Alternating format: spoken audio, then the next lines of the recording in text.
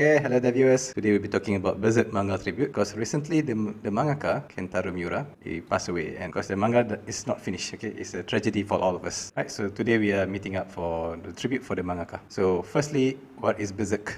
Berserk Introduction. So I leave the floor to you, Ariff. So Berserk is essentially as a manga, a genre. It is under seinen. Seinen is for adults, so we can categorize it 18 plus, usually seinen. So it's a fantasy manga, epic fantasy like Lord of the Ring or Game of Thrones. Has been going for more than 30 years. How many volumes? 40 volumes. So essentially it's a story about Black Swordsman. It's a story about revenge and redemption, very bloody and gory. And it's epic at the same time. It's a really fantastic story, like a good read. Yeah, I agree with all that. To put it in a simple way, it's a dark, epic fantasy with themes on friendship, betrayal, revenge, and also just almost everything smacked into one epic manga. It's rated 18SG. 18SG, 18SX, anything, every 18 is in there. Yeah. Whatever 18 you can slap on it, yeah. It's 18. I won't let my... So do you let your children read it right now? I might increase the age restriction. It's not for the light-hearted, very adult. Yeah, right. So why does people like Berserk so much? I have to stress, but above all, it's a well-written story. That's something that we need to not forget. It's epic and well-written. It sets a high benchmark for fantasy manga. When it comes out in 1989, remember, this is 19... People don't expect it's gonna be this good, you know. So you can imagine the dedication. If you write a manga for over 30 years and it's still ongoing and still popular, it must be something special. That's what I wanted to say. It's a very large cult fan base that will swear to you that this is the best manga ever. Probably, yeah. Probably. Top 10, yeah. If you read Lord of the Rings, it's about the rings, right? But in this sense, it has something called a behelit. I don't want to put in too much spoiler, but basically it's a source of power, I would say. Kind of like the key to get power from some sort of like demon realms, I guess, and turn you into a deity of sorts. So that's the behelit egg, which you can gain power at a cost of something. And that cost of something, I suggest you read it. What are the costs? Okay, so what makes Berserk is a badass manga for 32 years? I would say, first of all, people like me, I like to look at the art of any manga. So yeah, definitely, one of it is definitely the art style. But it's mostly because it's well written. You might not get it at the start, but once you start to read it, you simply can't stop. It gets even better and better. The unique characters that exist in Berserk, it's not the typical characters it has a lot to it, a lot of depth to the characters. And of course the themes and everything. For me, why this is badass, you can see from the picture the most apparent thing there, big badass sword, right? The author make it like 100 times cooler, The main character of this manga is an anti-hero. It's not your typical knight on a white horse, The character, the fighting scenes, the weapons and the armor, it's all well written, well drawn, The artworks, one of the things that drive this story. If you read like One Piece, there are some chapters that's been redrawn by the other mangaka. In some ways, it's more epic because the drawing was a lot better. But for Berserk, the drawing and the storyline, the artwork, they goes well together. Nobody can imagine if somebody else take over this manga because Kentaro Miura just passed away. So the biggest reason people have, can someone continue this? No, that you will not get the same artwork. People will say the artwork will be one of the top 3 mangas artwork out there. Here you have a look on the sword, the big badass sword there, just sliced through a lot of people, a lot of monsters here. One thing the late Kentaro Miura is very good at is his attention to detail. So there's a lot of details in his drawings. And this one here. Yeah. What I like Kentaro Miura artworks the best is, even if the scene is a lot of stuff going on, you don't feel choke. You can understand what's going on just by looking at it. His paneling is superb for sure, and the way he lay out things out. And like here, you just can see everything. You get all the informations in your head. Yeah. There's a lot of strokes, there's a lot of lines, but you know what's the focus of the scene. This one here, you don't feel lost. You get everything. Like this one here, it might be a bit too much for people to handle, but still you get the gist, what's going on, just by looking at it one glance.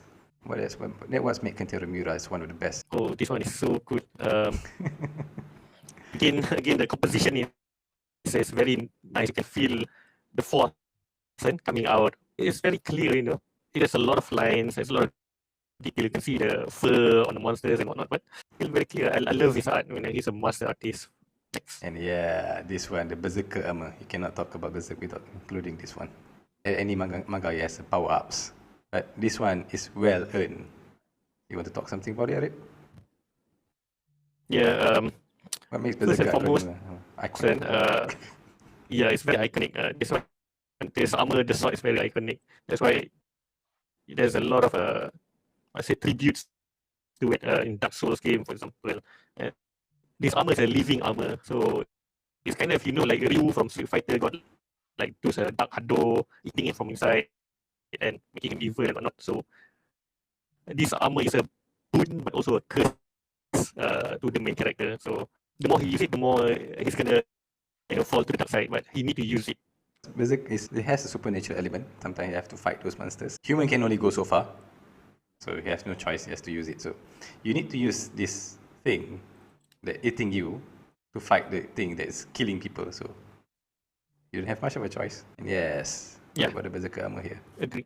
Yeah, there's a close up. Look at the brush strokes showing the masterful skill of the artist. How he uses darkness and light and to portray the intensity. And what about this other word? They're very detailed. Very detailed. The monsters in this manga is well designed. Something to see as well. The character design, the monsters especially, is very, very detailed. Look at that. This one here, you can see lots and lots of peoples. Still, this is a close-up shot of that. You can see things very details, just to show how dedicated he is. Can you draw something like I this? can't imagine how long it's gonna take. Probably he got assistant to help lah, but still, my goodness. Still, he doesn't cut around the corners. That's for sure. Oh yeah, this one. That's why you were it. Again, this is one of the scene, one of the say for me the bloodiest scene of the manga, and without giving you any of the context, you can see all the blood, the entrails, and it's so cool. It is so cool. I think this is one of the moment where he the manga tries to see how far he can go. Of course, afterwards there's a lot more. More graphic, more bloody scenes than this one. But this is one of the point where I read it like, well, wow. This is the one that you show us in college. I wasn't prepared for this kind of imagery. So when you show it this to me, I was at the time I was like, this is not for me. Until I was more adult, then only I read it. Okay, Ploh, do you want to talk a bit about the art? Yeah, just back to the scene just now. I think even for me, it's slightly a bit too much. Right, this one here. It is a bit too much as well. In terms of the art, I think my favorite part of the art is basically in scenes where Miura excels the most is when the way and the technique he uses to contrast the dark and light in the panels. So basically, I think if you're an art level or artist, then we know that using contrast can really, you can try to focus on things or try to make something pop up, and that's exactly what Miura has done, especially when the Berserker armor, makes its appearance. You can, you can take a look at that panel there. It looks so epic. And one thing I wanted to say, you have some other mangakas, they also can draw really well. But for Berserk, a lot of the scene you can just straight away take directly from the manga and then make it a wallpaper, a poster, and it works.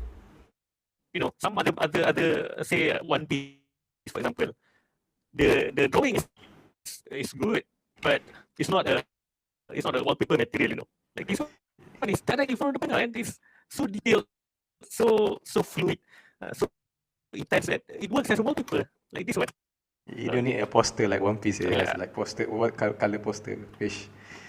Right, so we cannot talk about Berserk without even touching this topic, Griffith and Guts, right? Because it's different from other mangas. Other mangas there's like rivalry, friendly rivalry, or opponent. But what about this? Ploh, you want to say something? Yeah, I think the way Miura portrays both Griffith and Guts is the same way how he makes, those contrasting dark and light in his paneling. Basically, he is creating two opposite, extreme, basically two characters at the extreme end of the scale. Griffith is sort of like, is like an angel, always looking white, the white knight, so called. And Guts can be portrayed as These dark, Guts.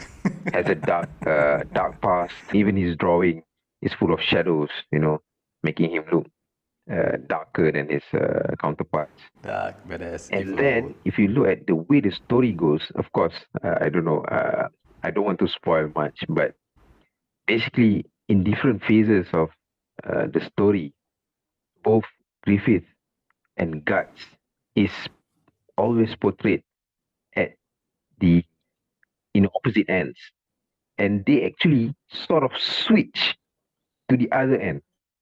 It's like, imagine you and if Griffith is one end of the scale, Guts is at the other end of the scale, there will be a point where both will sort of like swap to the extreme ends. That I think that is exactly why this relationship between Griffith and Guts is so memorable, so powerful, and really yeah, makes the story as epic as it is. Let's make Berserk. Berserk.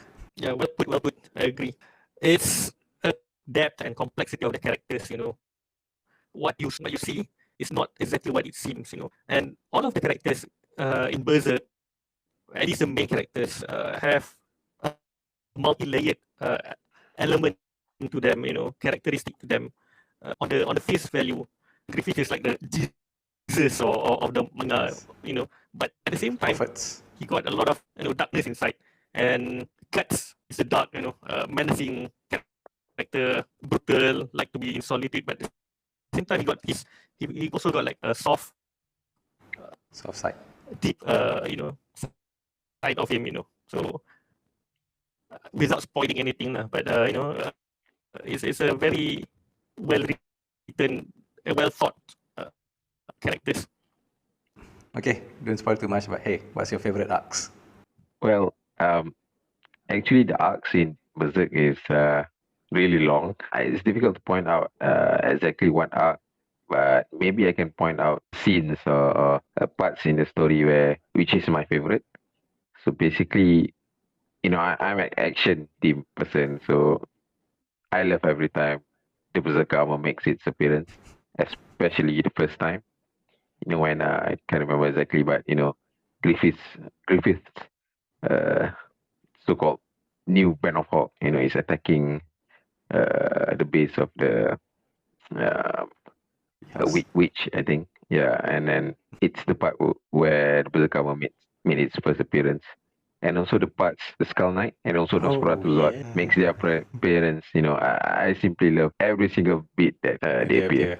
For the context, Nosferatu is this monstrosity. And The Skull- also, Skull Knight. I think I forgot to talk about one thing as well. Basically, yeah, I think this diagram here, basically it's the eclipse. I think the eclipse is one of those events in my experience of reading manga that is so disturbing that I simply Disturbing can't is the correct words. take it out from my memory. It's one of those scenes that are the most memorable. Well, not in the good way, but it It's what makes Berserk it Berserk. gives you that despair, that feeling of despair so much that it's I think it's one of the best scenes as well for me. Yeah, for me, my favorite arc, I go like this. In terms of artwork, it's the later arc, the ones before Kentaro Miura passed away, meaning that there's the Elf Island arc was is one of my favorite because of the artwork, where like you My can see details. 30 years of experience drawing and Try to culminated zoom. in terms of artwork. That is the best. But in terms of storyline wise, I say probably my favorite would be post Here you can see. the apocalypse that Fahmi mentioned just now. I again, I don't want to spoil anything, but it's where the character was in despair, and then how he started to find his reason for living again. Oh yes. So yeah, so I like that arc as well, and that's when he started to, you know, travel and get companions and what. So it's kind of like Berserk story was told, and then suddenly a reboot again after that scene. You know, it's difficult to put it in words, but I like that arc now. I think we forgot something to say. Well, what about this manga? The story starts from Guts. I mean, the story is being told from Guts' perspective. He started alone, and then he got a friends with Griffith and others, and then he alone again, and then he got a party member here. You can see over here. He got a gang again. So you can also read how Guts evolved from not accepting people, then not accepting people again, and start to accept people again.